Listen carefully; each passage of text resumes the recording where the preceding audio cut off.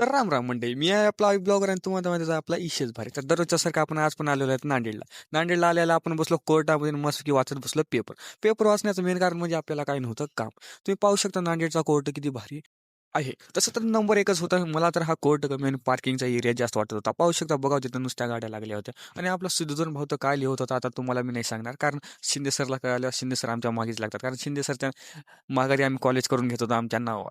College तर आपल्या काही नावावर होत नव्हतं म्हणून नोटरी करून आपण गुपचाप निघालो कॉलेजकडे. कॉलेजकडे जाता आज मी आणि सिद्धूधन मस्तपैकी खूप दिवसानंतर पहिलीच वेळेस आम्ही करत होतो रेल्वे स्टेशनचा दादरा क्रॉस. मी तर एकदम चिल मोडमध्ये ब्लॉग बनत होतो. आमचा भाऊ तर कोणत्या टेन्शनमध्ये होता भाऊलाच माहीत. कॉलेजमध्ये गेल्या कळतं की आपला वॉचमॅन मामा कोणालाच मध्ये शिरू देत नाही. वॉचमॅन मामाला खूप म्हणल्यानंतर पण वॉचमॅन मामाला काय मध्ये जाऊ दिलं नाही. नंतर आपण मस्तपैकी आपली फीस भरायला गेलो आपल्या डुबने सरपाशी. डुबने सरनं फीस घेतली भरून आणि तशी तर लाईन खूप होती पण आपल्या डुबने सरनं प्रथम प्राधान्य दिलं. मग आपण फीस भरून घेतल्यानंतर गेलो लायब्ररीमध्ये साईनला. कारण आपल्याला पाहिजे होती एन-ओ-सी. एन-ओ-सी घेतल्यानंतर आपण गेलो बाहेर आणि ब्लॅकमध्ये खरेदी केला आपलं किंडर जॉय. किंडर जॉय तर कुठेही भेटत नव्हतं. हॅरी पॉटरचा विषय होता भाऊ. नंतर कॉलेज संपल्यानंतर आपल्याला लागली भूक तर आपण गेलो आपल्या मामाकडे लास्टचा वेळेसचा डोसा खाण्यात. तर बाय बाय.